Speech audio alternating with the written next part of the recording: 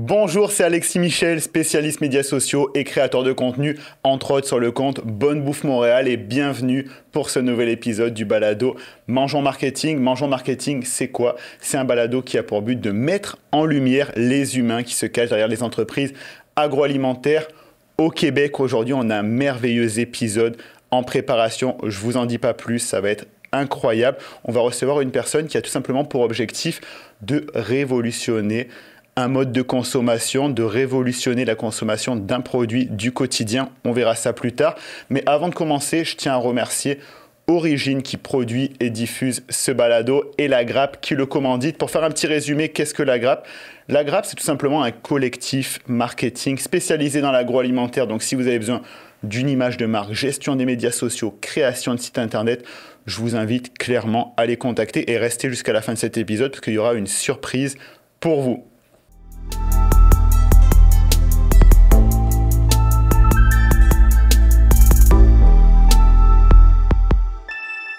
Notre invitée s'appelle Chantal Van Winden, elle est la présidente de Signé Caméline et elle a pour mission de tout simplement faire connaître l'huile de caméline au Québec et j'ai même envie de dire dans le monde entier. Elle a envie de révolutionner l'industrie des huiles de cuisine. Comment ça va, Chantal? Est-ce que j'en ai trop fait ou est-ce que c'est un petit peu ça quand même? C'est vraiment ça. C'est vraiment ça. Bonjour, merci de m'inviter sur ce balado-là. Ben, ça fait très, très plaisir. Et d'ailleurs, comment tu te présentes? C'est souvent la question avec laquelle je démarre. Quand tu rencontres quelqu'un, comment tu te présentes? Bien, je réponds très bien au nom Madame Caméline. Madame Caméline, ah, oui, c'est bon. Ça me va très bien. Présidente directrice générale chez Oliméga, Signé Caméline. Super. Et forcément, déjà, on va définir ça c'est ça qui est intéressant, c'est qu'on parle beaucoup on a déjà dit le mot huile de caméline plusieurs fois, mais c'est quoi la caméline pour les personnes qui connaissent pas? Avant tout, on va rentrer dans le vif du sujet petit à petit, mais c'est quoi la caméline?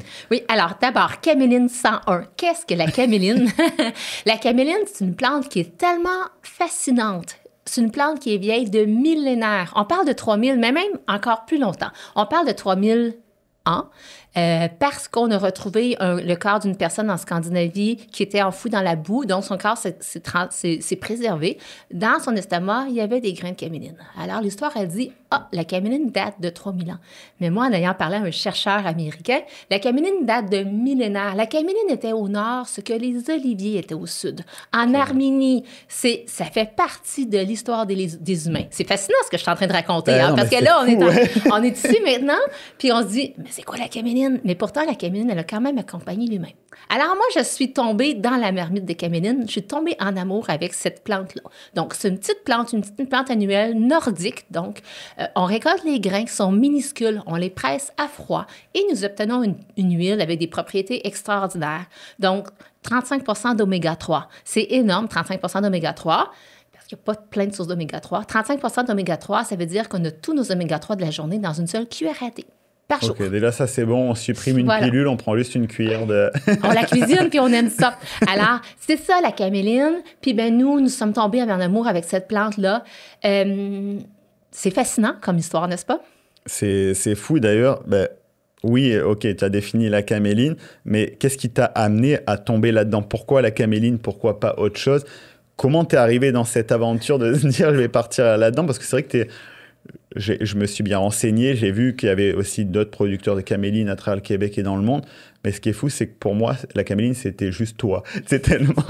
Donc, tu as réussi à faire un truc incroyable. Mais qu'est-ce qui t'a amené avant tout à arriver dans la caméline? D'abord, je ne souhaite pas que la caméline soit juste moi. Non, bien sûr. Mais je souhaite vraiment que la caméline... Tu sais, mon rêve ultime, là, c'est que la caméline soit aussi connue que l'huile d'olive au Québec. On va commencer par le Québec. Ça, c'est mon rêve ultime. C'est un gros objectif, mais c'est ça. Alors, qu'est-ce qui a fait qu'on est tombé en amour avec la caméline? En fait, nous, je viens d'une production, je viens d'une ferme agricole. Donc, je suis née sur une ferme. Mes parents, moi, je suis une Van Winden. Les Van Winden sont très impliqués dans la culture maraîchère, en Montérégie, dans les jardins du Québec. Donc, mes parents étaient agriculteurs, des immigrants hollandais. Là, je pars de loin un peu, mais bon.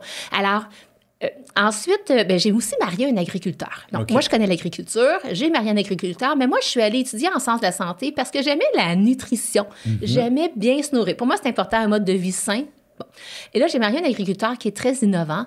Et lui, bien, il a entendu parler ce chercheur allemand qui est venu parler à la ferme sur la rotation des cultures, aussi sur la synergie entre les plantes. On était en 2006 à ce moment-là. OK. Puis là, il a mentionné la caméline, puis il a fait « Ah, bien, la caméline, ça serait donc intéressant. On pourrait rajouter ça dans notre rotation de culture. » Et à ce moment-là, avoir une rotation de crucifères à alterner avec le maïs, le soya, le blé. OK. Donc ça, c'était intéressant. Puis en même temps, on s'est dit, bon, on utilisera les oméga-3 pour faire quelque chose d'intéressant avec ça. Alors moi, je regarde ça passer, puis je dis, moi, je m'intéressais beaucoup à ce moment-là. Je cherchais des sources d'oméga-3 pour nourrir ma famille, parce qu'il y avait des soucis de santé au sein de ma famille. OK. Moi, je cherchais des sources d'oméga-3. Puis là, quand j'ai vu cette huile-là qui produisait pour le côté agricole, je suis comme, ça, c'est fascinant, là, parce qu'il y a 35 d'oméga-3. Des huiles à 35 d'oméga-3, il y en a, mis à part l'huile de lin, mais c'est autre chose. Hein, mais je veux dire, il n'y en a pas sur le marché. Pourquoi qu'on ne parle pas de ça? Qu'est-ce qui s'est passé dans l'histoire pour qu'une huile si extraordinaire soit inconnue des gens? Alors, pour moi, ça a été vraiment ça. Donc, l'objectif premier pour moi, là, je cherchais des sources d'oméga-3 pour bien nourrir ma famille. OK. Comme maman de famille, comme maman. OK, donc c'est parti à la base de passionné de nutrition, entre guillemets passionné, mais besoin aussi de s'intéresser à la nutrition, ben c'est la base aussi de très important. Et donc, tu as vu qu'il y avait la caméline, il y a une personne qui est venue voir sur l'exploitation, et là, tu t'es dit, qu'est-ce qui s'est passé à partir de là? Comment s'est fait le cheminement? Parce que tu nous parles de 2006. Ouais. C'est vrai qu'on voit que c'est très, j'allais dire très récent forcément. Des fois, on dit ça met 10 ans pour être connu du jour au lendemain. J'ai l'impression que là, je vois de la caméline partout. Bon, je pense qu'il y a eu une accélération au fil des dernières années, mais comment on arrive de 2006 jusqu'à là? C'est quoi le cheminement de tout ça? C'est un gros chemin. Cette année, 2025, nous fêtons nos 10 ans de mise en marché. OK. Donc, au mois de mai. Donc, oui, effectivement, ça fait 10 ans. Ce qui s'est passé en 2006, en fait, c'est en 2015, donc nous avons fait notre lancement de produit. Ce qui s'est passé en 2006, c'est qu'on a commencé à la cultiver sur nos terres. Il a fallu importer des graines de caméline d'un peu partout à travers le monde, essayer de comprendre qu'est-ce qui s'est passé dans l'histoire pour qu'on ne parle pas de... Moi, c'était ça. Qu'est-ce qui s'est passé dans l'histoire pour qu'on oublie cette plante-là? Bon, c'est une plante qui vient vraiment du nord, de l'Ukraine, de la Russie, des pays nordiques, scandinaves. Puis à un moment donné, je pense que dans l'histoire, elle a été délaissée pour le lin, qui aussi se cultivait assez bien, mais pour lequel je pense que la plante peut être plus utile pour faire des vêtements ou plus... Moi, je pense que c'est pour ça qu'à un moment donné, le lin est devenu plus connu que la caméline. Au niveau de ses propriétés santé, la caméline est top, est vraiment supérieure par rapport à tous ces antioxydants. Donc, c'est mon raisonnement que je me suis mis. Donc, nous, dans l'histoire, ce qu'on a fait entre 2006 et 2015, c'est qu'en fait, on a commencé à savoir comment on cultive la caméline, trouver des différentes semences, puis on s'est aperçu qu'il y a différentes semences qui avaient moins bon goût, d'autres de meilleur bon goût. OK. Alors, on s'est dit, là, les premières huiles, puis on est allé aux États-Unis rencontrer l'Université du Montana, d'autres producteurs agricoles aux États-Unis qui en faisaient. Puis là, finalement, ça, c'est pas top là, pour les humains, on ne pourra pas donner ça. Puis on s'est aperçu d'autres étaient meilleurs. Alors, au fil du temps, on a fait comme on fait si bien avec le whisky ou avec le vin, c'est qu'on a fait un assemblage de variétés pour développer comme notre secret de caramel, qui est un mélange de variétés qui est vraiment unique à nous. Donc, on a développé un goût pour l'huile vierge qui est doux, subtil, intéressant et qu'on peut mettre en marché pour l'alimentation humaine. Tu sais. Fait que voilà, c'est ce qu'on a fait. Pendant nos 8 ans, on a appris à cultiver. Puis en même temps, bien, on se demandait aussi, est-ce que les gens seraient prêts à accepter une autre huile, parce qu'on n'en parle pas du tout. Alors, on s'est fait un plan de mise en marché, puis on a décidé de commencer à même notre garage. Alors, on ne fait pas de gros investissements. Si ça fonctionne, c'est merveilleux, on s'en va vers des plus grands investissements. Si ça ne fonctionne pas, bien, on a transformé le garage selon les normes du MAPAC. Si ça ne fonctionne pas, bien, on aura un super de beau garage. Voilà. Alors, je me plais souvent à dire que, comme Apple, j'ai commencé à partir de mon garage. Je n'osais pas le dire. Puis ça, on parle de marketing.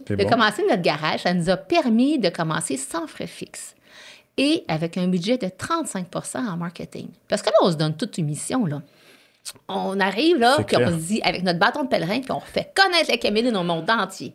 C'est gros, hein? C'est énorme. C'est pour ça que je trouve ça hyper intéressant. Et là, tu éveilles ma curiosité là, de minute en minute. Et toi, c'était quoi ton parcours avant de ta carrière? Parce que toi, tu disais, c'était ton mari qui était dans l'agriculture. Toi, tu viens d'où? Tu viens de quel univers? Donc, moi, c'est ça. Donc, moi, je suis née sur une ferme agricole. J'ai travaillé sur une ferme. Ma famille font des échalotes françaises, entre autres, des salades. Donc, on est vraiment dans le domaine agroalimentaire. Mais moi, il n'y avait pas de place pour moi sur la ferme. C'est une grande famille. Il y avait plusieurs gars. Fait que moi, il n'y avait pas de place pour moi. Moi, j'aimais la science. Je suis allée étudier quand même en physiothérapie. Elle m'intéressait vraiment à la nutrition. Fait que c'est ce que j'ai fait comme parcours. J'ai eu mon entreprise. Puis bon, moi, c'est ce que j'ai fait jusqu'à ce que la caméline m'accroche puis que j'étais justement en train de penser à une réorientation de carrière. Là. J'avais eu 40 ans, je voulais faire autre chose de ma vie. Alors, c'est comme ça que la caméline m'a accrochée, mais c'est vraiment pour ses bienfaits santé, puis pour mon défi entrepreneur, puis de revenir à la terre. Ça répondait vraiment à ce qu'on voulait faire. Alors, voilà. Et au moment où tu t'intéresses à la caméline, c'est quoi la situation, j'ai presque envie de dire, au Québec? Est-ce que c'est vraiment encore moins, forcément, évidemment, encore moins connu que maintenant, mais est-ce qu'il y a déjà des gens qui produisent des choses où tu es vraiment arrivé avec vraiment une feuille blanche? C'est ça un peu? On était très audacieux. On était avec une feuille blanche, effectivement. Puis moi, je me souvenais quand même que 20 ans auparavant, à ce moment-là, on commençait... à ce moment-là, il y a 20 ans, on avait commencé à parler de l'huile d'olive. Parce qu'avant, au Québec, on ne parlait pas d'huile d'olive ici. Puis là, on l'a intégré. C'est devenu comme une huile qu'on utilise très, très, très couramment.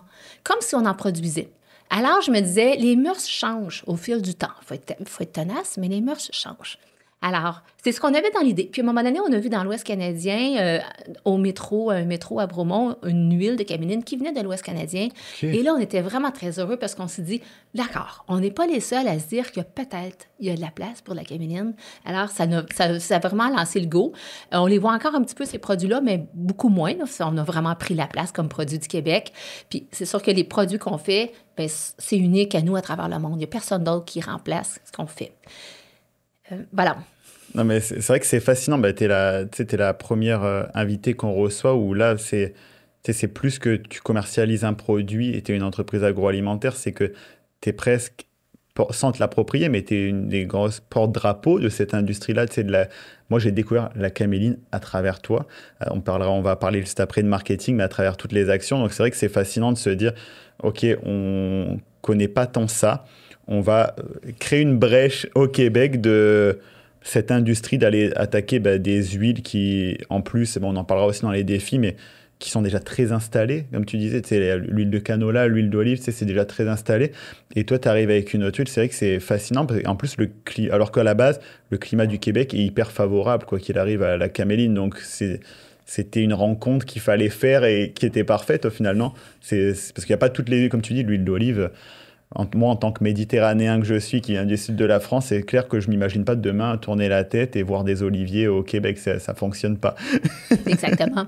On a d'autres choses, par exemple, qui est vraiment une belle production. Alors, effectivement, on a des terres nordiques. La caméline, c'est une terre nordique. Présentement, on la cultive en Montérégie, mais surtout en culture d'hiver. Mm-hmm. Donc, qui permet une rotation avec une culture d'été, de courte saison.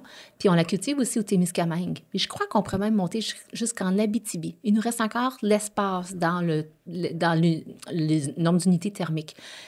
Donc, elle s'acclimate parfaitement bien à notre climat québécois. On en a des terres au nord qu'on veut valoriser. La caméline améliore la santé, la biodiversité du sol. Alors, c'est vraiment un bonus pour notre agriculture québécoise d'avoir cette plante-là. Puis en plus, ça attire les abeilles, c'est une plante mellifère. C'est vraiment que du bonus au niveau agricole, au niveau environnemental. On s'est donné une grosse mission, puis j'en sens presque une responsabilité qui est grosse. En fait, je deviens comme Madame Caméline, ici et ailleurs, à travers le monde. Puis moi, je me dis, cette plante-là, c'est impossible qu'on l'oublie. Elle a passé 3000 ans. Là, il faut vraiment la faire connaître au monde entier. C'est énorme comme mission. Là. Puis on sent presque, des fois, je dis à mon équipe, on a comme presque cette responsabilité-là, en fait, d'équipe, de, ensemble, ramener la caméline pour qu'elle soit connue au grand jour, ici et ailleurs. Tu le fais bien, tu me donnes une transition parfaite. C'est quoi votre stratégie marketing? C'est quoi les gros leviers que vous utilisez là, chez Signé Caméline pour faire rayonner? Là, on va plus revenir aux produits, pour vous faire connaître, vous faire découvrir. Je pense que c'est quand même une stratégie qui a l'air... moi, je vous vois partout. Mais c'est quoi, on va dire, les gros leviers que vous utilisez? Par quoi vous avez commencé même d'ailleurs pour vous faire connaître en action marketing? C'est intéressant. On a une histoire assez incroyable. faut que je fasse ça bref parce que je pourrais vous parler On longtemps. a le temps. On peut parler 30 minutes s'il faut de ça. On a une histoire incroyable. Bon, avec cette histoire-là fascinante qu'on apprend ce secret-là, là, on veut la mettre à marché. Bon, alors, moi, je suis allée chercher dans ma structure d'entreprise. Je ne voulais pas avoir une entreprise seule avec mon mari. Je voulais avoir d'autres personnes. Donc, il y a différentes personnes, des neveux avec moi. Il y en a un, Marc-Antoine qui est avocat, Guillaume qui est agronome, Simon qui est aussi agriculteur, Valérie qui s'occupe du contrôle qualité. Alors, je suis allée chercher des gens parce que je voulais me faire challenger. En anglais, je voulais vraiment me faire questionner. Puis bon, donc, on est allé chercher une belle structure, tous des gens qui croient aussi à pouvoir mettre cette plante-là de l'avant. Notre stratégie, en fait, dont tantôt j'explique, c'est d'aller vraiment avec un gros budget de marketing dès le début. Et on a commencé d'abord... Il faut parler de nous. Bien sûr. Donc, la première chose qu'on a fait, c'est qu'on a fait on a demandé à un journaliste, donc par Marc-Antoine, connaissait un journaliste Le Reflet de la Prairie, qui vient nous filmer, qui vient nous prendre des photos dans nos champs pour faire un article. Puis là, il vient, puis je dis, est-ce que tu peux attendre 3 semaines avant de publier l'article? Comme ça, je vais aller chercher quelques points de vente, puis je pourrais les nommer. Fait que ça va être notre premier média. Fait qu'on était au début, là. OK. On est à peu près à quelle année, là, à ce niveau-là? 2015. OK. En 2015. L'année directe du lancement. Puis en 2015, en fait, mon mari avait donné une conférence, puis là, finalement, il y avait... Métro était dans la salle, parle de la caméline, puis Métro vient nous voir, puis il a dit, écoutez, il y a de la place pour nous. Il y a de la place pour vos produits chez nous, chez Métro. Alors, on a commencé en mai 2015, chez Métro, comme ça, à faire des dégustations. Donc, c'était Métro 5 saisons de Outremont et Westmount, ici à Montréal. Ça a été super bien. On a fait des dégustations, on a poussé fort. Puis on dit, wow, on a fait des belles ventes. OK, on y va. Puis là, à partir de Métro, tu sais, on est rentré chez Métro. Fait que là, tu vas voir un autre, puis on est rentré. Fait que là, à partir de là, ça te permet d'ouvrir un après l'autre. De créer ta preuve sociale aussi. Après, tu t'appuies sur Métro, que tu t'appuies sur un autre, et ainsi de suite. Oui, c'était chez Métro. Ben oui, on va rentrer, tu sais. Finalement, c'est ça que ça a créé. C'était vraiment super comme première mise en marché. Et là, on a fait cet article-là. Puis je dis, pouvez-vous attendre quelques temps, juste me laisser le temps d'aller ouvrir des points de vente, puis les nommer dans l'article, au moins, ça va nous aider. Finalement, il m'appelle le lendemain, puis il me dit, écoutez, vous passez à la une la semaine prochaine. Alors, j'ai été audacieuse. Parce que j'ai fait, c'est que j'ai nommé tous les points de vente. Ben, je ne sais pas si je le conseille de le dire, mais c'est ce que j'ai fait. J'ai nommé tous les points de vente dans lesquels je prévoyais aller, mais que je n'avais pas encore contacté les gens. Je les ai nommés. Puis après ça, je suis allée voir chacun des points de vente et je leur ai dit, écoutez, j'ai dit au Reflet, on prend la page du Reflet, j'ai dit au Reflet qu'on serait ici, alors vous n'avez comme pas le choix. Fake it till you make it, mais à la fois, tu as juste pris un peu d'avance. J'ai pris un peu d'avance, tu sais, puis là, ben, de toute façon, s'il y avait plus, après, il aurait arrêté. Là, mais finalement, il y a eu des repeats. Cet article-là a été repris un peu partout à l'ensemble du Québec. Okay. Et là, il y a quelqu'un du Conseil de la transformation alimentaire du Québec qui nous appelle et dit, vous devriez vous inscrire au concours innovation en alimentation de la CETAC. Parfait. Alors, on essaie de s'inscrire. Finalement, les règlements généraux de l'entreprise ou de l'organisme ne permettait pas à une entreprise de moins d'1 an. En fait, il faut savoir que l'Éméga a été créé juste au moment où on était prêt à faire la mise en marché, mais pas pour la recherche et développement avant. Les 8 ans de recherche et développement avant. Donc, finalement, le Conseil de la transformation va en conseil d'administration, change le règlement. Ça nous permet d'appliquer et nous gagnons. Donc, nous gagnons notre premier lauréat au Conseil de la transformation alimentaire parmi les grands de l'industrie alimentaire du Québec. La transformation alimentaire. Et là, ça nous a permis d'aller en communiqué de presse, d'en parler partout dans les médias, une entrevue à Radio-Canada, parlez-nous, puis continuer à étendre. En fait, notre stratégie de marketing, ce que je vais expliquer par là, c'est que nous avons impliqué à plein de concours pour nous aider à donner de la notoriété. C'est les conseils de la transformation alimentaire du Québec. Nous avons été 3 fois lauréats avec notre huile vierge, avec nos grains torréfiés de caméline et avec notre huile torréfiée de caméline. Ensuite, concours Dux. Aussi, nous avons gagné le premier prix avec nos grains de caméline pour le produit, pour l'emballage, pour le goût, les valeurs nutritives. Donc, Dux, le Cial Innovation à Montréal aussi. Nous avons été finalistes 2 fois à Montréal, une pour l'huile vierge, une fois pour l'huile torréfiée, une fois finaliste au Cial de Paris avec nos grains de caméline torréfiés en 2022. Ensuite, le plus gros, il y en a eu plein, des concours aussi en UK qui est Great Taste Awards. Alors aussi, on s'est allé chercher des étoiles là, sur 3 étoiles. Nous avons des belles étoiles. À un moment donné, National Geographic m'appelle pour faire une entrevue parce qu'on avait gagné à UK. C'est comme des choses. Mais le plus gros, c'est le Syrah Innovation Awards qui est en Lyon. Donc, nous avons soumis notre huile de caméline torréfiée. Plus tard, il faut que j'explique c'est quoi l'huile de caméline torréfiée. C'est unique à nous. Donc, on a soumis la caméline torréfiée à ce concours-là. Il y a 800 personnes, 800 produits qui ont été soumis. Des 800, ils en ont sélectionné une trentaine pour faire une entrevue. Alors, je suis allée à Paris pour 12 minutes de présentation devant 18 jurys et nous avons gagné le concours Syrah Innovation Awards. C'est énorme. C'est parmi les très grands de la gastronomie, là, parmi les étoilés Michelin.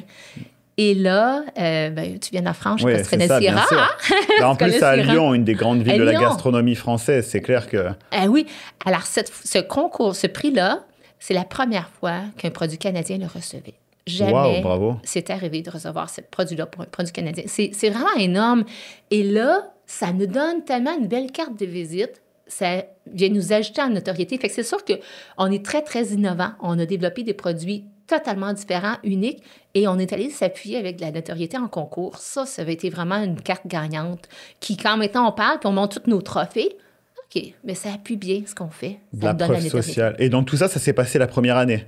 Non, ça s'est passé en fait de 2015 jusqu'à... Le dernier, le Syrah, en 2023. OK, wow, OK. Donc là, si je résume, pour commencer, début de la stratégie marketing, c'est vrai que tu avais... pendant toutes ces années, sauvé parce que tu savais que tu allais devoir y aller fort en marketing, forcément, parce que là, c'est plus que proposer un produit, tu dois démocratiser un produit que les gens ne connaissent pas forcément. Donc, c'est vrai que l'enjeu est énorme. Et donc, tu as commencé à, au final, bâtir de la preuve sociale. Tu as été chercher, on va dire, je suis chez Métro, tu grattes petit à petit. Ça, c'est une très bonne... crème des échelons. C'est ça, c'est une très bonne stratégie. Tu commences à aller chercher de la preuve sociale en s'appuyant sur la notoriété d'un plus gros. Donc là, après, tu dis, je suis chez Métro, c'est sûr que ça rassure autant le consommateur que quelqu'un d'autre. Et après, tu es directement rentré dans des concours qui, eux aussi, c'est de la preuve sociale. Et ça te permet après d'aller pitcher à d'autres organismes. Et après, tu bâtis là-dessus. C'est ça? Puis de faire des relations presse. C'est ça, c'est ça qui te débloque de la relation presse. Est-ce que après tu te débloques directement un budget relation presse ou encore mieux, tu es capable, t'en génères entre guillemets gratuitement ou tu arrives à attirer l'attention sur toi? Un mix des deux aussi, souvent c'est un mix des deux. Voilà. Mais la caméline intrigue beaucoup et elle fait jaser. Mais c'est pour ça que je demande. Oui, alors c'est fou les retours qu'on a dans nos relations de presse. C'est vraiment, vraiment impressionnant parce que c'est intriguant. C'est quoi ça? C'est vrai que effectivement, c'est pour ça que je trouve que c'est hyper intéressant parce que tu as vraiment un produit, oui, il y a signé Caméline, mais il y a Caméline au complet, c'est juste Caméline, il faut déjà le démocratiser. Et donc, OK, donc tu commences vraiment par du média traditionnel, on va dire preuve sociale, et après, tu arrives à pénétrer les médias traditionnels. Et après, comment ça se passe au niveau marketing? Est-ce qu'après, tu élargis à autre chose? Aujourd'hui, c'est quoi la stratégie marketing? J'imagine qu'il y a plein de leviers. J'ai vu forcément, je suis biaisé, c'est mon expertise, j'ai vu que vous y allez aussi sur les médias sociaux, vous êtes hyper actifs, notamment aussi via du marketing d'influence. J'ai trouvé ça incroyable que dans... t'es une huile de cuisine et souvent, des fois, il y en a, ils se disent dans l'agroalimentaire, j'ose pas y aller et tout ça.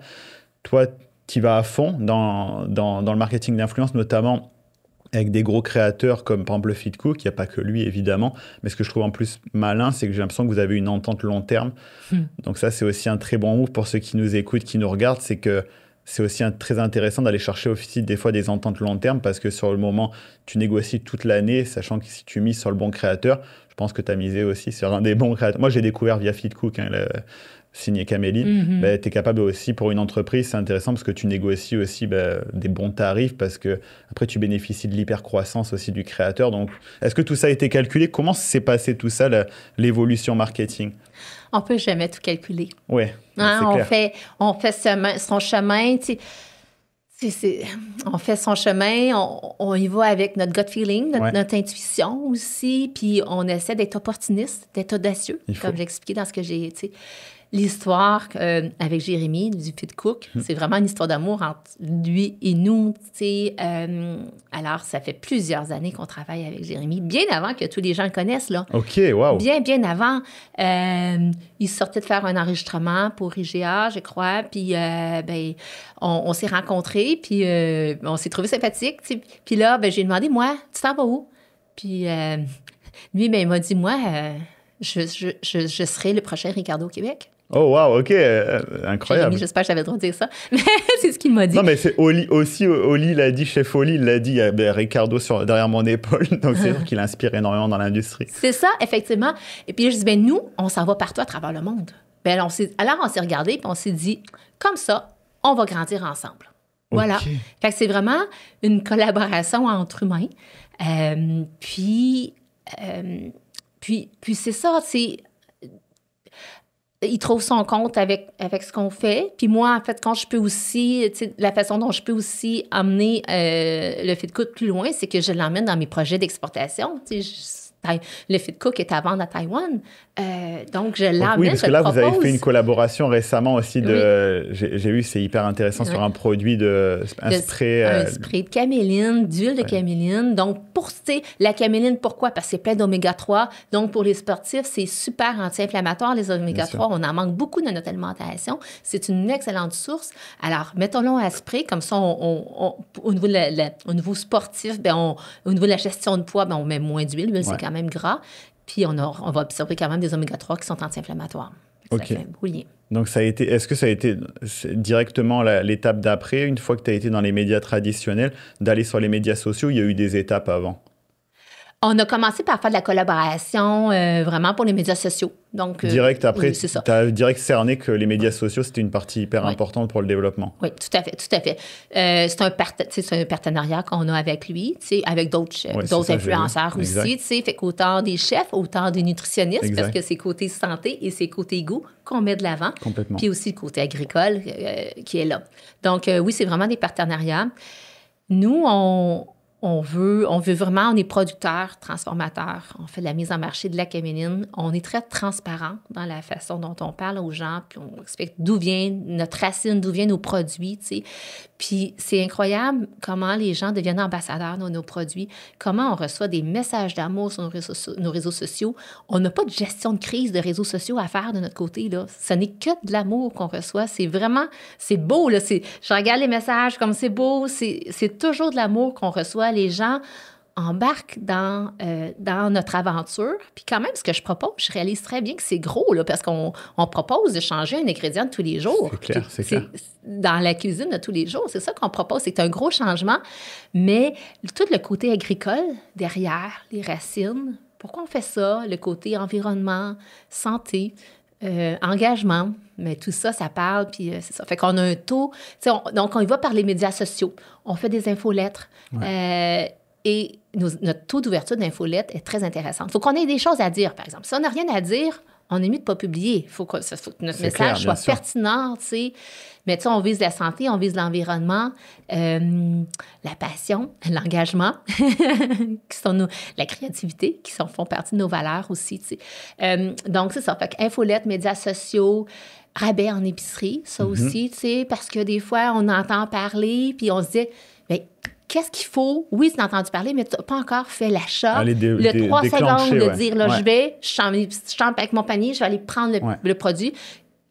Ben là, je me dis que des fois, c'est peut-être un rabais qui va faire « Ah, cette fois-là, elle est en spécial, je vais la prendre. » Fait que ça aussi, on y va beaucoup avec des rabais en promo de façon régulière, pour pouvoir essayer de stimuler l'achat. Donc, on a quand même une grosse stratégie marketing. Ben oui, c'est ça. J'imagine pour ça que de l'extérieur, je ne pouvais pas tout décortiquer. C'est aussi le but de cette question. D'ailleurs, au passage, on n'en a pas parlé. Est-ce que tu as quelqu'un au marketing, une ou plusieurs personnes? Pour moi, évidemment, toi, tu es aussi un gros asset marketing parce que tu es la voix. Tu es hyper bonne. Là, on est en train de faire un balado. Tu as un gros média training. Tu connais ton message. Donc, tu fais intégralement partie de l'équipe marketing. Mais est-ce que tu as aussi des gens qui t'entourent?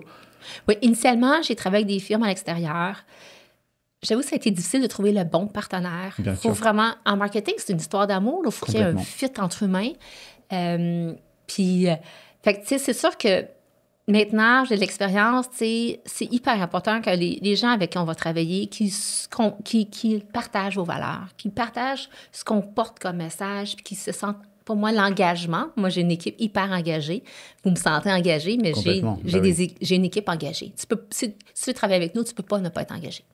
Alors, autant nos partenaires en marketing que nos employés. Alors, il faut qu'il y ait un fit. Faut que tu aies le goût de travailler avec ces gens-là. Encore plus dans cette industrie. On est dans une industrie de passion, de partage. L'agroalimentaire, c'est quand même... faut que ça se ressente aussi. Je trouve que c'est hyper important. Ouais. Puis maintenant, ben oui, j'ai mon équipe de marketing. Et... Là, on parle de Signer Caméline, mais j'ai tout un volet agricole, un volet animal qu'on a créé aussi pour valoriser nos coproduits, qui est le tourteau de Caméline. Puis au début, on a voulu juste le vendre comme ça, puis juste se concentrer sur la ligne animale. Mais il y avait trop de freins. Il y a eu trop de freins. Alors, on s'est dit, on n'a pas le choix. Nous devons faire aussi notre mise en marché de coproduits avec un autre branding. Alors, en pensant au grand chef de Lyon, c'est pas vrai qu'on va parler d'animaux de niveau de l'alimentaire. Alors, on a créé donc tout à fait un autre site web. Donc, on a notre site web transactionnel pour les humains. On a notre site web transactionnel pour les animaux. Et pour le pet food, en fond, les chats, les chiens, les chevaux, les poules. Trop bien. Pour l'huile et nos coproduits de tourteau de caméline, qu'on fait des suppléments alimentaires pour eux, suppléments santé, bien sûr. Donc, tout ça est soutenu par un réseau de médias sociaux, d'influenceurs. Okay. Mais, tu sais, quand même, tous les réseaux d'influenceurs, maintenant, c'est fantastique, tu sais, parce que si je suis allée mettre des publicités au prix dans, tu sais, puis en réalisant finalement que c'est pas ça. T'sais, c'est quoi notre besoin, nous? La caméline, c'est tellement différent. On peut pas juste parler de caméline, puis les gens font comme non. C'est quoi la caméline? Il faut mettre des mots. Il faut mettre des mots pour pouvoir comprendre qu'est-ce qu'est la caméline, sinon on ne sait pas. Donc, de là, pour nous, travailler avec des influenceurs qui puissent mettre des mots, ou moi aussi, effectivement, je suis une porte-parole aussi. T'es l'influenceuse in-house un petit peu de Signé Caméline. Effectivement, mais Chantal, elle est vraiment beaucoup occupée derrière son ordinateur, mais il faut qu'elle sorte. Il faut qu'elle sorte, effectivement, parce que c'est vers, je suis l'image, tu sais, je suis Madame Caméline ici et ailleurs, là, tu sais. Même, écoutez, on exporte dans 8 pays à travers le monde. Et là, on était à Taïwan. Nos clients à Taïwan, Albert et Édouard, sont extraordinaires. Puis, ils ont donné au niveau marketing, sont top. Ils ont donné des conférences sur la caméline. Ils sont allés chercher des influenceurs. Et là, ils racontent notre histoire. Puis il me dit, je fais de toi une vedette ici à Taïwan. Et là, avec lui, on faisait des visites de magasins l'année dernière. Et tellement dans un magasin à Taipei. Ouais. Et là, une personne qui me regarde, qui lui dit, c'est pas la Madame la Caméline, elle. Non. Mais là, mais c'est sûr qu'une personne comme moi, blonde, tu sais, blanche, bon, il n'y en a pas beaucoup là, complètement. En Taïwan. J'y étais il y a quelques semaines, je te confirme. Il n'y en a pas. Mais quand même, oui, c'est ça. Fait que, donc, oui, je suis l'image de l'entreprise, effectivement. Mais c'est fascinant quand même, là, tout ça. Là, c'est passionnant de voir aussi à travers le monde comment les gens, d'autres personnes prennent notre produit puis qui deviennent les ambassadeurs de nos produits, mais dans leur pays. Mais je trouve ça hyper intéressant parce que c'est très actuel tout ça, c'est-à-dire que là, au final, on n'est plus à une époque où on se cache derrière une marque. C'est-à-dire qu'il faut des visages aussi associés à ça. Et tu le fais extrêmement bien. C'est vrai qu'on te voit partout. C'est-à-dire que moi, dès que j'ai vu, comme je t'ai dit, j'ai découvert le produit via le Feed Cook. Et après, dès que tu tapes Signé Caméline, on te voit toi. Et c'est super parce que les gens veulent avoir une attache aussi à un visage, à des visages. Toi, il y a toi aussi, mais tu as aussi un réseau d'influenceurs. Et c'est ça qui humanise aussi une relation, qui crée un lien humain avec le produit. Donc ça, c'est aussi des conseils pour ceux qui nous regardent, qui nous écoutent, c'est mettez en avant des visages parce que c'est les meilleurs moyens de retranscrire votre histoire aussi, parce que si on se cache juste derrière une marque, ça enlève de l'humanité et on arrive moins à connecter avec les gens, comme tu dis, là même au niveau international, évidemment que ça te sert et que ça te permet aussi de... OK, là, c'est Chantal aussi qui propose ça et les gens, ça leur permet de s'identifier aussi. On le voit de façon, comme tu dis, versus un billboard. Toi, on t'entend ton discours, on sent qu'il y a une passion, on sent qu'il y a une énergie derrière, c'est pas le même ressenti. Donc, au final, si je résume, tu fais pas tant de médias traditionnels, tu as plus été dans le numérique, c'est ça? Dernièrement. OK. Avant, tu étais dans le classique où tu faisais de la télé, de la radio. Tu fais un petit peu encore ou plus tant? La radio, on peut mettre des mots, mais je suis moins allée. Ça coûte cher quand même. Là, je n'osais pas le dire parce que chaque fois, on va dire « Oh, Alexis », parce que moi, je suis biaisé vu que je suis spécialiste médias sociaux. Donc, moi, je recommande les médias sociaux à tous. Mais c'est vrai que le retour sur investissement... Mais maintenant, avec les médias sociaux, on a accès à des outils tellement extraordinaires. Les influenceurs, peu importe, je veux dire, ce qu'on peut en penser, mais... il y a des influenceurs qui sont super bien établis, puis il y en a d'autres qui rêvent à devenir comme le prochain gros influenceur. Et eux sont extrêmement généreux parce qu'ils rêvent grand, puis ils veulent grandir. Donc, on n'a pas besoin... Tu peux avoir différents types d'influenceurs, mais pas tout miser sur des gros noms. Miser aussi sur d'autres. Puis les plus petits influenceurs vont aussi avoir un taux d'engagement beaucoup plus grand. Complètement. C'est ça, dans le fond. Puis nous, dans le fond, c'est ça. Parce que ce qu'on veut, dans le fond, nous, c'est de créer des ambassadeurs pour que, vendredi soir, tu reçois des amis à souper. Puis là, tu vas dire, « Hey, regardez, j'ai fait une salade avec l'huile de caméline. Puis avez-vous connaissez-vous ça? Puis j'ai fait cuire tes légumes. » Puis nous, c'est ce qu'on se dit, là. C'est comment, en recevant tes amis, tu peux parler de nous. Bien sûr. C'est ça qu'on veut. C'est facile, on soupe, là, puis on parle de ce qu'on est en train de manger, tu sais. Alors, c'est ça qu'on entend. On essaie de se mettre à la place du consommateur, puis comment lui il perçoit ça, comment il perçoit ça, pourquoi il nous achèterait, pourquoi il nous aime, pourquoi il nous suit, pourquoi il change, tu sais, il cherche quoi? Fait qu'on essaie vraiment de se mettre dans la tête. Bien sûr, on a identifié des personas, puis on en a plusieurs d'identifiés. Bien sûr. Donc, puis on vient d'en rajouter une dernière, un persona qui est donc, on travaille maintenant pour notre côté humain avec 3 personas. Des personnes à qui on a en tête. Puis on les nomme. On a une Anne, on a... Bien sûr, trop bien. Puis on les nomme. Comment Anne, elle apercevrait ça? Tu sais, qu'est-ce qu'elle cherche, elle, tu sais? Voilà. Et ben, en plus, j'avais fait cette réflexion il y a quelques semaines sur LinkedIn par rapport aux influenceurs, parce que c'est vrai que moi, j'ai une vision plus mondiale aussi en tant que Français et aussi en tant que personne qui voyage beaucoup sur le marketing. Je m'intéresse à tout ça. Au Québec, c'est encore assez peu développé, assez mal perçu encore l'influence. C'est pour ça que j'en parle souvent, parce qu'on imagine, notamment quand il y avait eu le scandale et tout ça, là, avec la télé-réalité, avec je sais pas quoi dans l'avion, là, j'ai suivi ça de loin, mais que j'avais fait cette réflexion, notamment avec les mesures là qu'on voyait, États-Unis et tout ça, que faire appel aussi à des influenceurs dans son marketing, c'est aussi ça, consommer local. J'avais mis en avant cette réflexion, oui. Que comme je l'avais dit, il n'y a aucun problème. On doit faire de la publicité aussi dans une société, une stratégie complexe, Facebook Ads et tout ça, mais s'engager dans le local, consommer local, c'est aussi faire appel à des créateurs de contenu, oui, qui sont établis ici, et pas juste mettre des 10 000, des 20 000 pièces uniquement dans Facebook et après dire on est une entreprise locale. C'est aussi faire appel à cet écosystème, oui, et ça va nous revenir. Donc, oui, je trouve ça hyper intéressant. Et oui. Donc, toi, tu fais aussi de la publicité ou tu fais de l'organique? J'imagine que oui, à votre niveau. Oui. Forcément. On fait un peu les deux, mais on fait les deux. Mais c'est sûr que travailler avec des gens qui parlent de nos produits, pour nous, c'est vraiment une super belle stratégie, tu sais, vraiment. Mais ça se ressent, honnêtement, quand je passais à travers les médias sociaux. En plus, vous avez fait, parce que la clé aussi dans le marketing d'influence, c'est aussi la sélection des personnes. C'est sûr que, comme tu disais, l'idée, c'est pas juste de prendre le plus gros créateur ou la plus grosse créatrice. C'est pas comme ça que ça fonctionne. Il faut trouver des gens qui connectent vraiment avec votre marque. Mm-hmm. Et là, je passais dans le fil de l'actualité, c'était hyper riche. On voit une recette du FitCook, on voit une nutritionniste qui fait une recette. C'est vrai qu'on a une vision tellement plus complète et tout ça. On voit aussi vos posts à l'interne qui sont super bien. Vous mettez en avant l'humain, toi, mais il y a aussi les employés. On voit complètement l'identité de Signé Caméline. Et tu as parlé beaucoup d'international.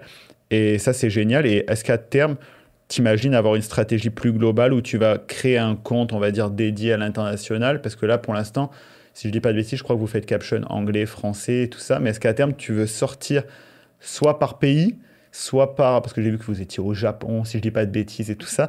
Donc, est-ce qu'à terme, tu veux vraiment aller dans une énorme... Ou peut-être que vous vous êtes même pas encore rendu à vous poser la question, à une énorme stratégie où il y a Signé Caméline Japan, Signé Caméline.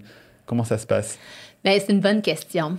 Effectivement, c'est sûr que les médias sociaux sont liés au local, mais on est quand même vu de l'international avec nos médias sociaux. Sur français, anglais, c'est important. Puis bon, en même temps, on a eu beaucoup cette réflexion-là, mais la façon de parler à chacun des pays, ça dépend de la culture. Bien sûr, c'est ça.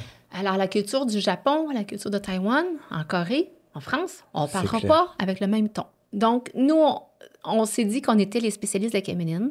Puis moi, j'ai dit à notre gardienne, Marilyn, qui est notre gardienne de notre image, ici et à l'international. Donc, nous, on est comme Coca-Cola. Partout où tu vas aller à travers le monde, Coca-Cola va toujours être pareil. Comment on fait pour que Signé Caméline soit pareil partout à travers le monde? C'est ça, pareil, qu'on doit faire. Et c'est à ça que c'est à Coca-Cola, en plus, que j'avais en tête, tu sais, quand je pensais à stratégie, je me suis dit, est-ce que tu as une stratégie où tu vas avoir ta page par pays et tout ça, tu sais? Mais on peut pas. En fait, puis c'est quelque chose, en fait, qu'on est en train d'établir. Là, je vais avoir une application. Je m'en vais justement en Asie, là, la semaine prochaine. Incroyable, tu vas où? Alors, je m'en vais au Japon rencontrer nos clients qui sont là, des nouveaux prospects et nos clients. Ensuite, on s'en va en Chine. Pendant qu'on est en Asie, on va rencontrer un prospect important en Chine. Ensuite, on s'en va en Taïwan, rencontrer nos clients en Taïwan. Ensuite, on s'en va en Corée, rencontrer aussi un client qui est là pour revenir. Incroyable. Mais là, pendant qu'on est là, allons-y, là, on va en profiter là, pour faire tout ce petit réseau-là, puis revenir pour essayer de les minimiser quand même le voyagement. C'est fou. Ouais. Alors, c'est ça.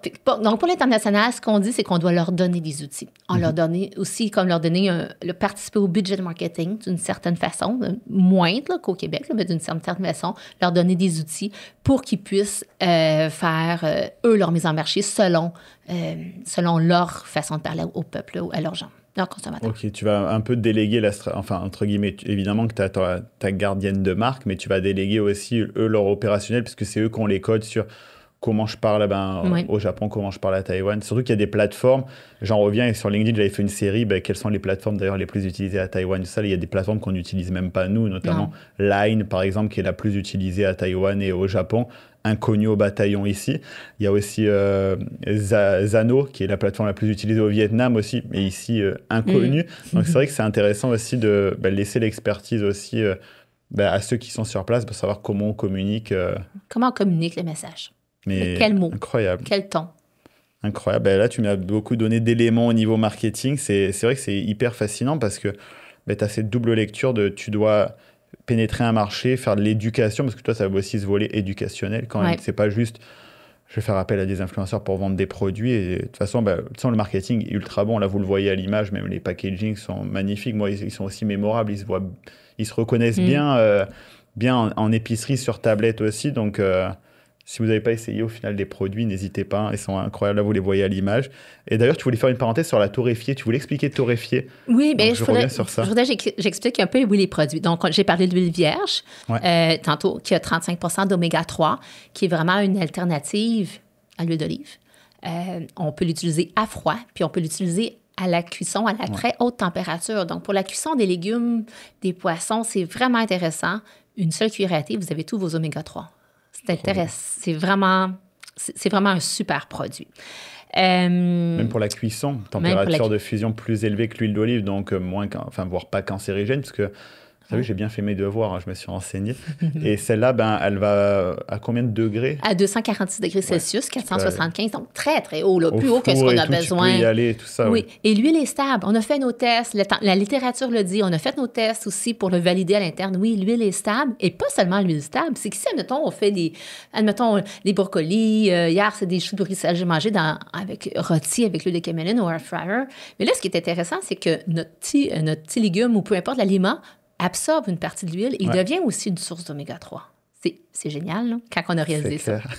Alors, pourquoi on est allé dans l'huile après ça torréfiée? En fait, il y a Arnaud Marchand du Bistrot Boréal qui nous a appelé et nous a dit « J'aimerais avoir des grains de caméline pour mon restaurant. » Alors, j'ai dit « Ah, ça se mange, des grains de caméline. » Pour moi, les grains de caméline, c'était pour faire de l'huile. Ouais. Ah, fait que là, finalement, on s'est intéressé. Les grains de caméline, ça se mange. Mais c'est vraiment l'appel de Arnaud qui a débloqué ça. Donc, Arnaud aussi, je lui ai dit.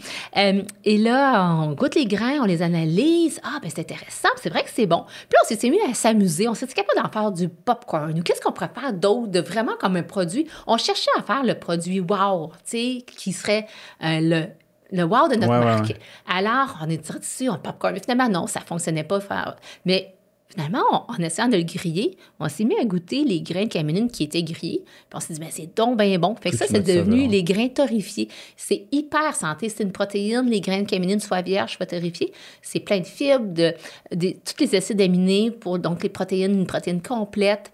Il y a plein de super éléments très, très santé. Puis en même temps, c'est bon. Les grains de caméline torréfiés, là, on en met. Moi, c'est comme mon sel et mon poivre sur la table. J'en mets partout, dans toutes mes salades, dans mes soupes, mes pâtes, mon riz. J'en mets partout, comme mon sel et mon poivre. Donc, ça bonifie par son goût, ses valeurs nutritives, sa texture, puis c'est beau aussi.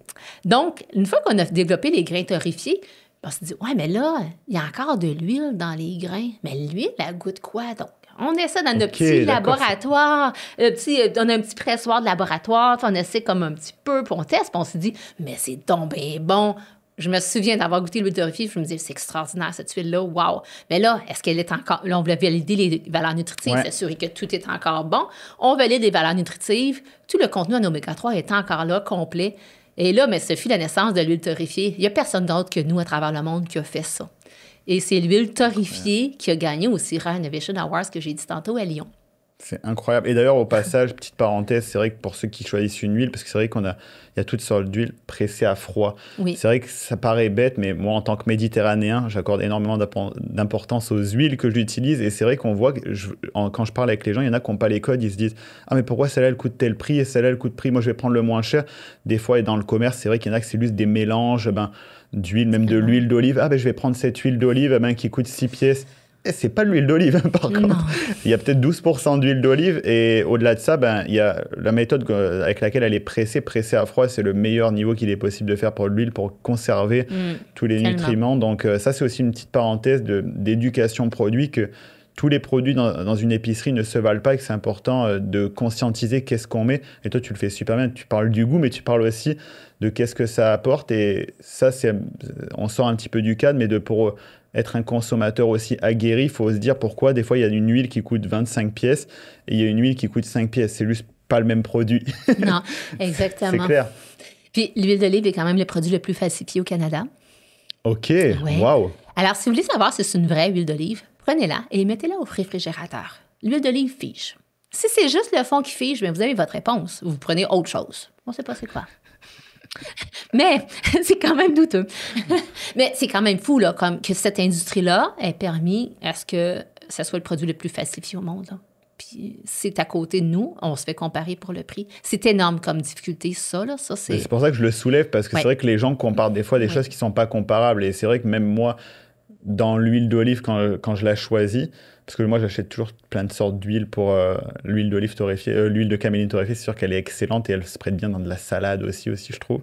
Mais c'est vrai que quand on choisit une huile, c'est hyper important de regarder ce qu'on achète aussi, de regarder les étiquettes et de regarder oui là c'est de l'huile de caméline, mais c'est pas accessoire, il y a des propriétés, il y a aussi une température de cuisson, comme moi quand je cuisine avec de l'huile d'olive par exemple au four. Dans les faits, je ne devrais pas faire ça. C'est un biais qu'on nous a appris, mais ce n'est pas bon. Comme tu dis, l'huile de caméline sera vraiment meilleure et c'est un Méditerranéen qui vous dit ça parce que celle-là, elle est faite pour une température de cuisson élevée. Donc, c'est vrai que c'est aussi intéressant aux gens pourquoi on choisit une huile plutôt qu'une autre.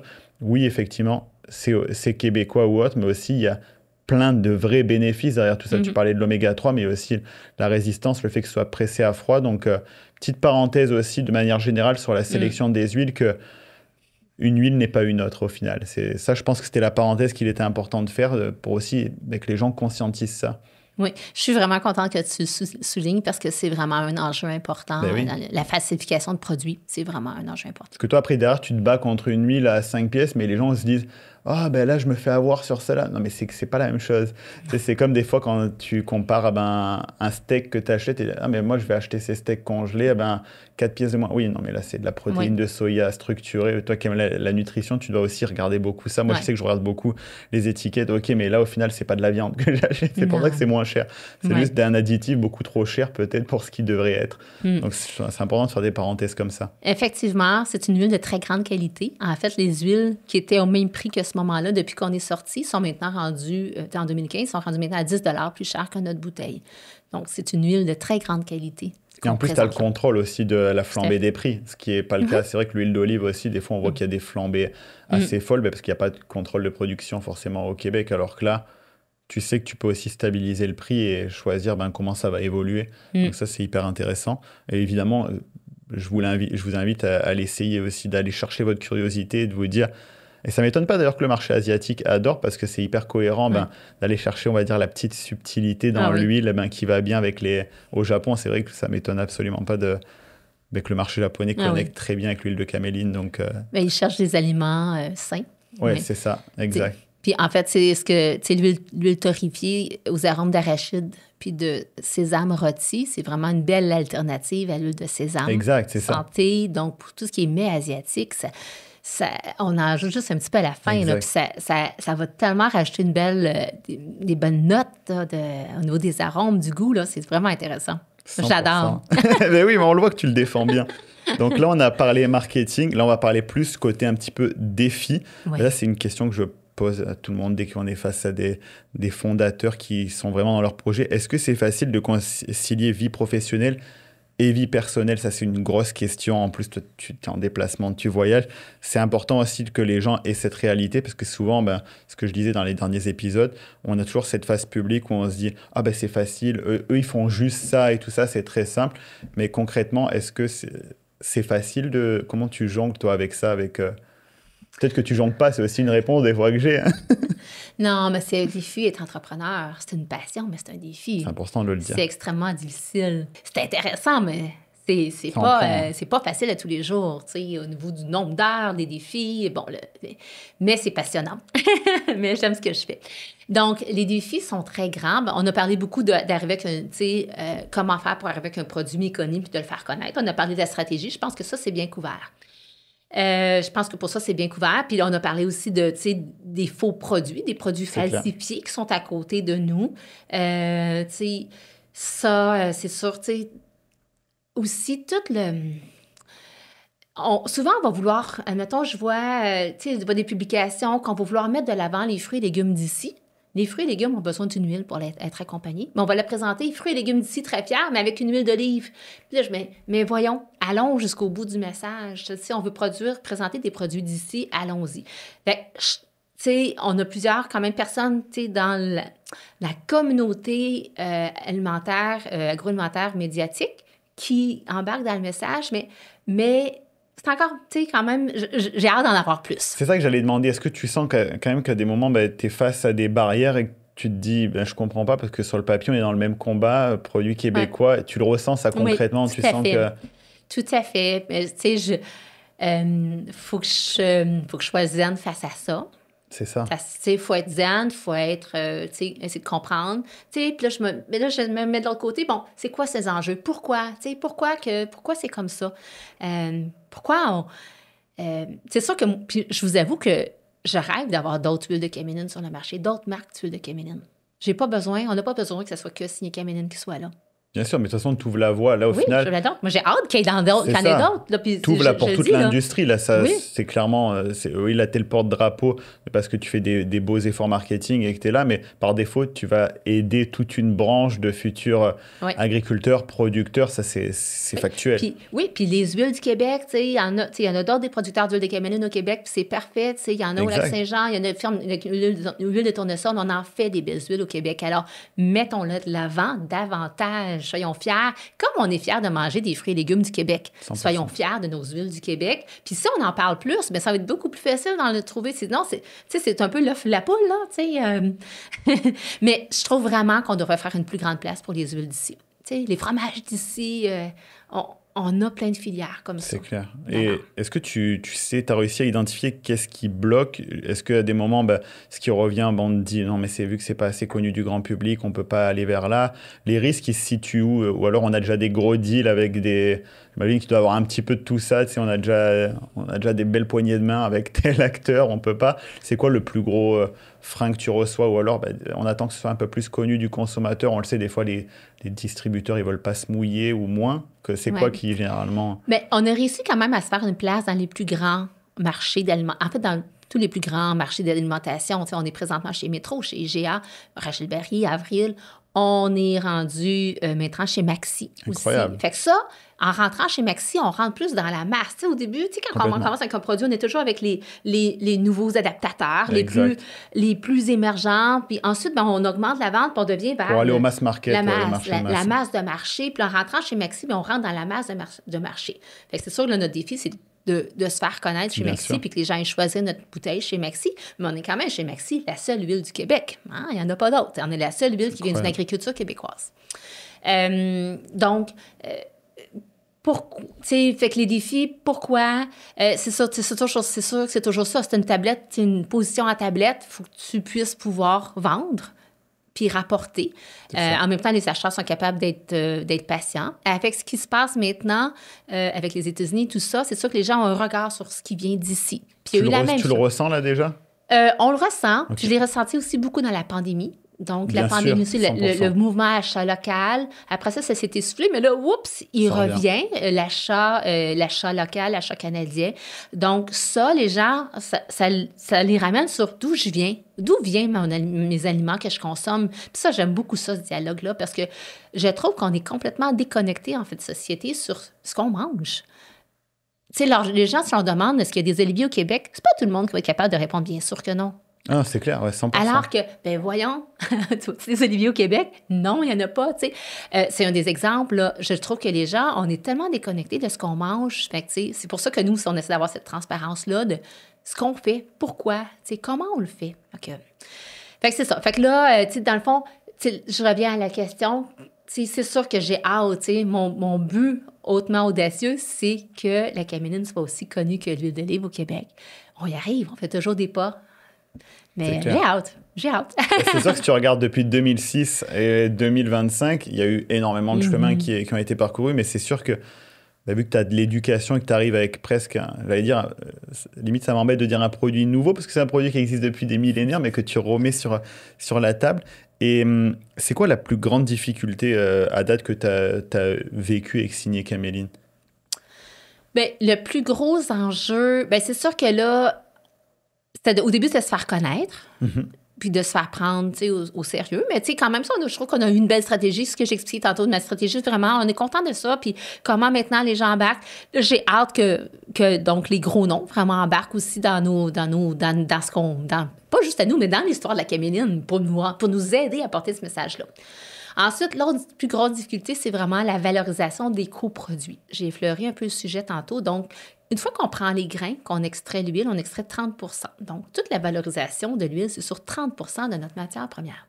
Donc, le 70 % qui reste, c'est un tourteau qui est super intéressant, mais qu'on doit valoriser.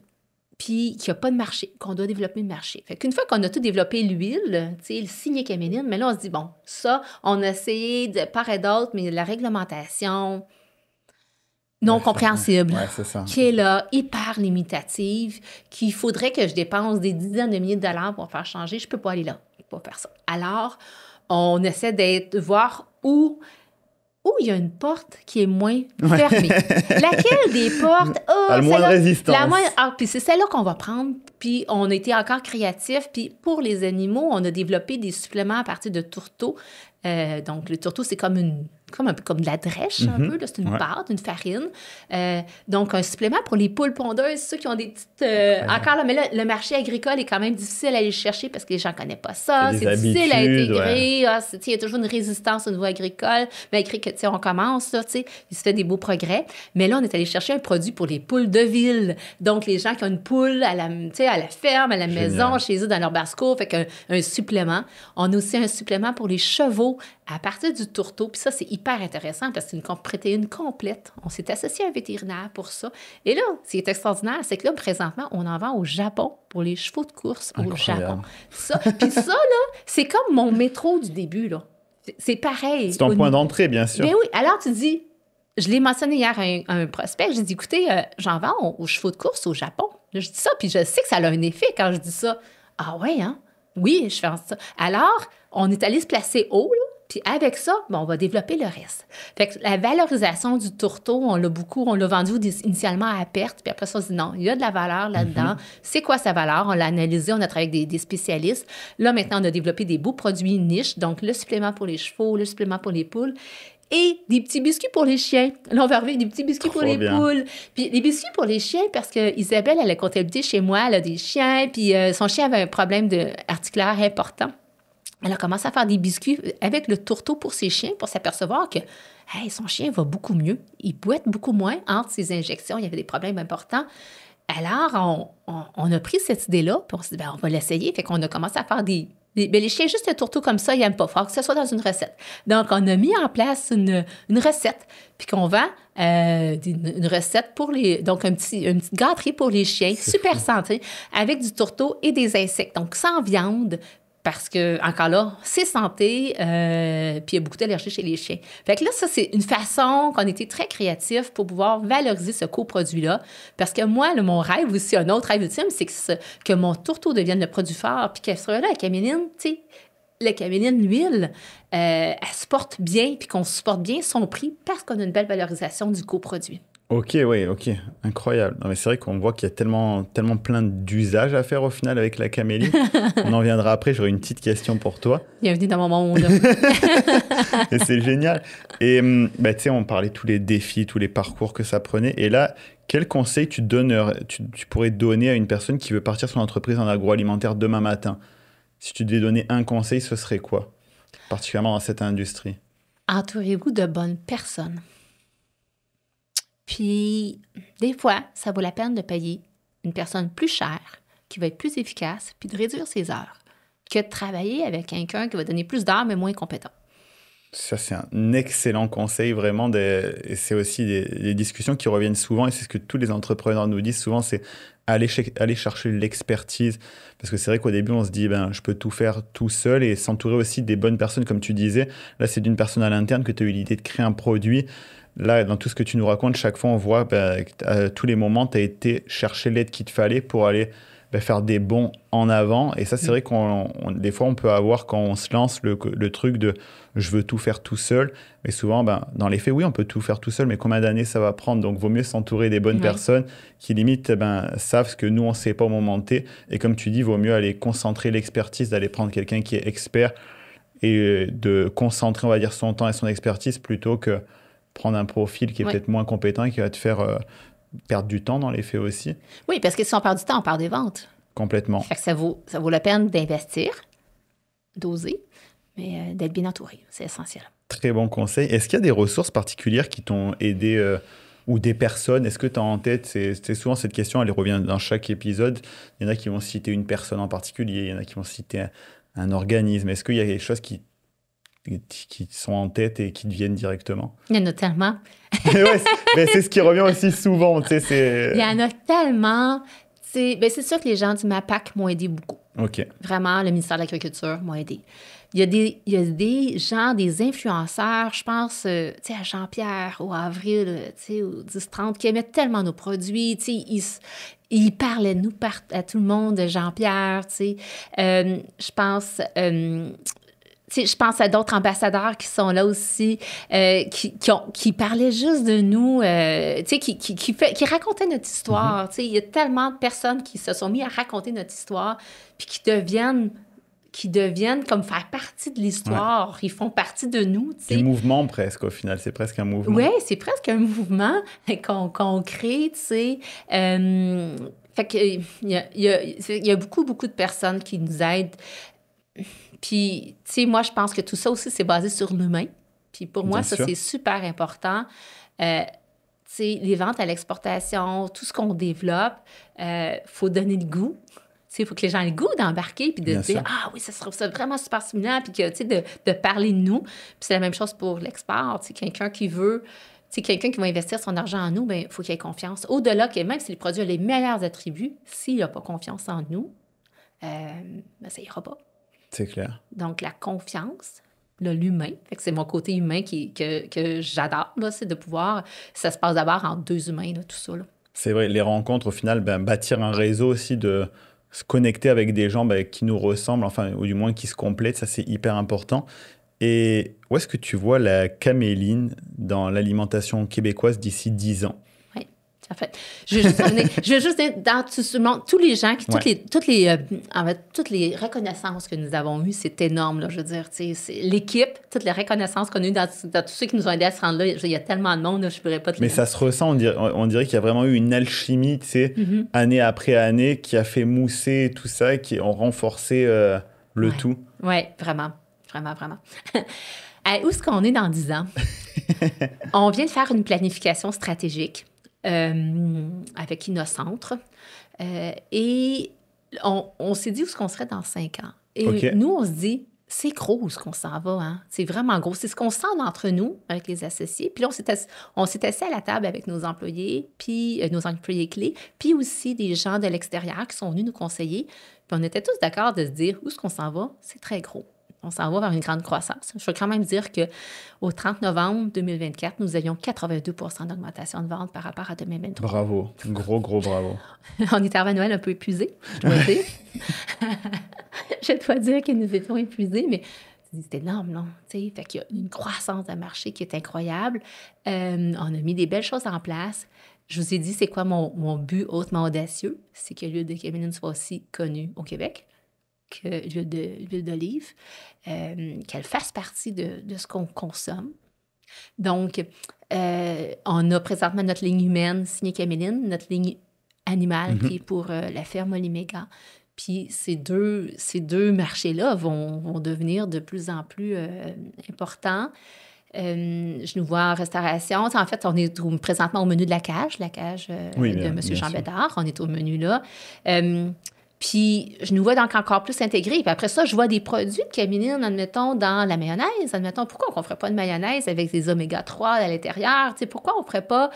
Il y a des vinaigrettes, il y a tellement de développement avec les grains de caméline qui sont si bons. Partout où on voit des graines de chanvre ou de lin, de chia, bien, on pourrait tout avoir de la caméline qui serait là. Fait que moi, j'aimerais pouvoir encore plus intégrer la transformation alimentaire. L'export continuer. Puis je vois des alliés. Moi, j'aimerais ça avoir une filière des huiles, peut-être pas juste caméline, mais une filière des huiles ici au Québec, là, les huiles du Québec. Incroyable. Une vraie révolution est en marche. Ça fait rêver. Mais oui, non, mais je pense que c'est important de rêver des fois plus grand que ce qu'on est, mais pour atteindre à un moment donné. Tu sais, je pense que si on t'avait dit en 2005 qu'en 2025 ce serait ça, tu aurais peut-être eu du mal aussi à l'imaginer. Tu sais, donc, si on donne 5-10 ans de plus, qu'est-ce qu'on va avoir? Donc, tout à fait. J'aurais jamais pensé en 2015 qu'en 2018, j'aurais fait ma première exportation. Ben c'est ça. Oui, ça va très vite. Là, tu es en combien de pays au final? 8 présentement. Le but, c'est on double, on triple, on est partout. Non. Renforcer là où on est. Chacun, tu sais, en Asie, il y a tellement de monde. Bien sûr. À chaque fois qu'on se rajoute un nouveau pays, on se rajoute quand même de la complexité. Bien sûr. Des nouveaux contacts, des nouvelles relations, oui. Il y a tellement de pénétration de marché à faire dans chacun des pays où on est présentement. C'est clair. Fait que c'est ça. Fait que qui aurait dit qu'en 2018, dans 2015, qu'on aurait exporté en 2018, alors dans 10 ans, là, on va fêter nos 10 ans, il faut aller en agrandissement d'usine. Et c'est exponentiel. Là, ce que tu racontes, c'est de l'hypercroissance pure. Hein, donc, c'est sûr que ça va s'accélérer encore et encore. Ouais. C'est ça qu'on aime entendre, hein, quoi qu'il arrive. C'est huile québécoise, un produit, j'allais dire, je dis toujours un nouveau produit, un produit ancestral, mais qui revient sur le devant de la scène. Je pense que c'est intéressant parce que c'est une vraie nouveauté au final et ça amène de la diversité. Donc, ça amène quelqu'un qui aime manger, qui est gourmand aussi. Mais à la fois aussi, c'est ça qui est intéressant, quelqu'un qui pense à sa santé, il trouve son compte. Donc, tu as autant les personnes qui sont très nutrition, alimentation mécanique, d'avoir juste les bons nutriments, et à la fois, tu as les gourmands qui vont s'y retrouver. Donc, c'est ça que je trouve intéressant avec le produit, c'est que tu couvres les deux. Des fois, les deux se contredisent et c'est correct. Chacun choisit son camp au moment où il l'est. Mais non, mais pas les deux. C'est quoi l'objectif d'être santé? C'est pas bon, là. Je veux dire, il faut d'abord que le goût soit là. 100%. Mais moi, je ne mettrais jamais un sac de chips sur le marché, là. Pour moi, c'est essentiel que ça soit quelque chose qui soit nutritif. C'est comme ça. Hyper intéressant. Là, on est dans la dernière partie du balado. Là, c'est une séquence qui s'appelle entrée, plat, dessert. Je n'ai pas envie de dire que c'est des questions un peu plus spicy, mais c'est des questions, on va dire, droit au but. C'est quoi le truc le plus absurde que tu as entendu sur la caméline à ce jour?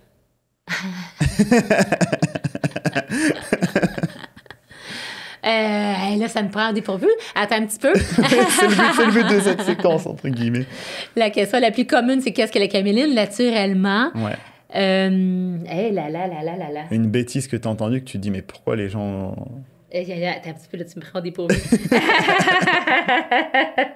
Attends, j'en ai une deuxième dans l'entrée, j'en avais mis 2, comme ça, je pense que celle-là, il sera plus simple. Si tu pouvais créer n'importe quel produit fou à base de caméline, si tu n'avais aucune contrainte, lequel ce serait?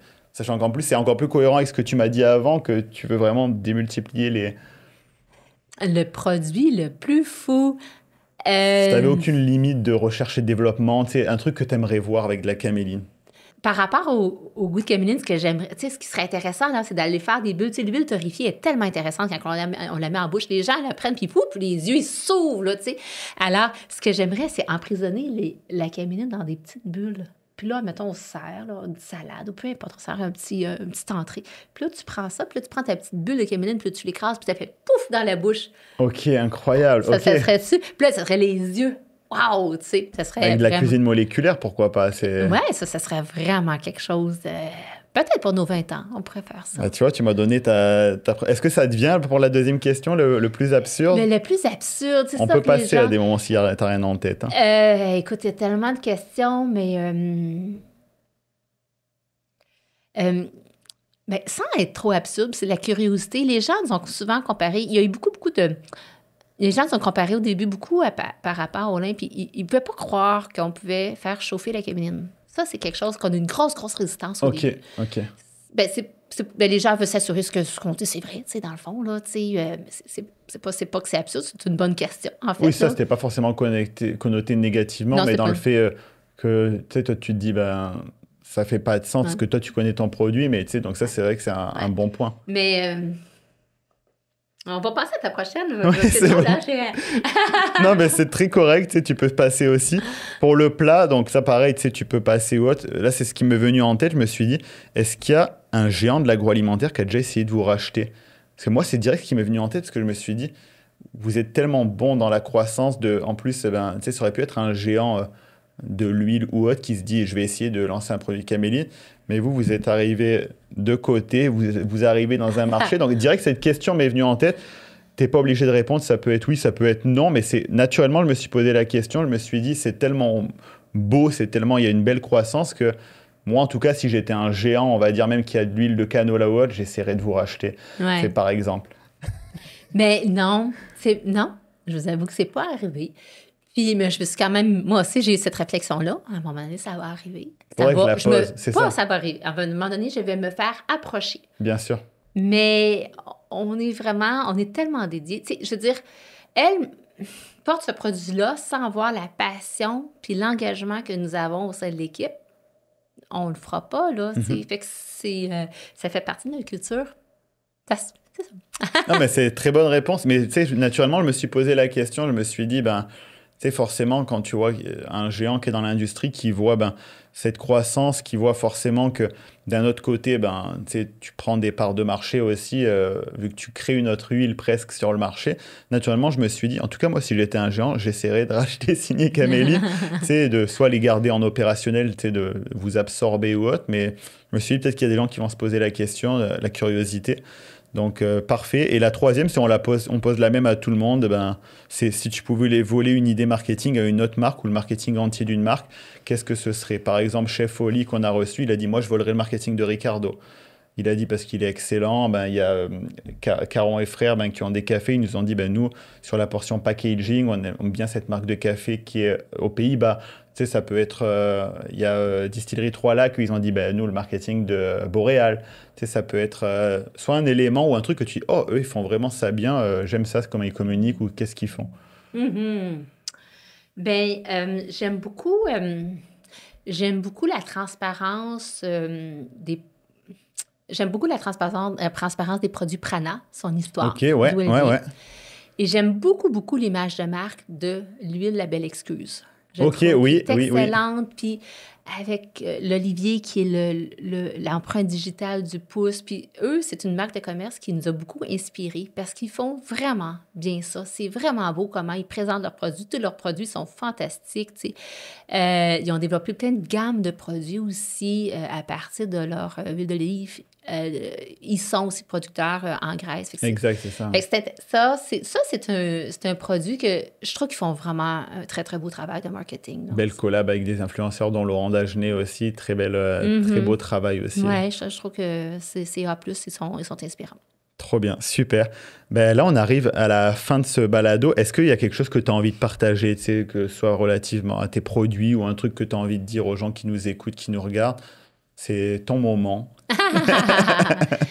Ben écoutez, ça fait peut-être 1 heure que vous nous entendez parler de caméline, d'entrer dans mon univers.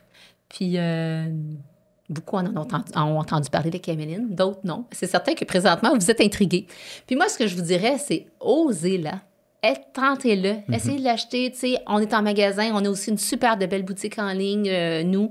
Mais osez-la, puis essayez notre belle huile du Québec dans vos assiettes de tous les jours. Laquelle tu recommanderais? D'ailleurs, c'est une question là, qui me vient en tête vu que j'ai les deux. Si tu devais en recommander une que les gens testent en priorité, ce serait laquelle? Bien, c'est sûr que notre plus gros vendeur, c'est l'huile vierge. Ouais, forcément. C'est C'est l'huile l'huile vierge. de commodité aussi que tu utilises pour Oui, puis le avec les plus. légumes grillés, puis tout ça, en salade, elle est douce, elle a un goût différent, là, mais elle est quand même subtile, douce, délicate, un peu noisette, un peu Mhm. asperge. Puis au niveau des légumes grillés, mais c'est tellement bon, tu sais, plutôt que de faire des légumes bouillis, admettons, là, là, mais là, on essaie ça au air fryer ou à la poêle, juste avec un petit peu d'huile. Alors, le légume va être plein d'oméga 3, mais en plus, il va y avoir tellement de saveurs intéressantes, là. Fait que, moi, je vous dis, osez-la. Super, ben merci beaucoup Chantal, merci à vous qui nous avez regardé, écouté jusqu'à ce moment-là, merci à Origine qui produit et diffuse ce balado et merci à la Grappe qui le commandite. D'ailleurs, petite surprise, je vous l'avais dit au début, si vous restez jusqu'à ce moment-là, vous avez moins 10% sur les services marketing de la Grappe si vous dites que vous venez de la part de Mangeons Marketing. Laissez un avis aussi si ce balado vous plaît sur toutes les plateformes d'écoute et on se dit à la prochaine pour un nouvel épisode. Bye bye!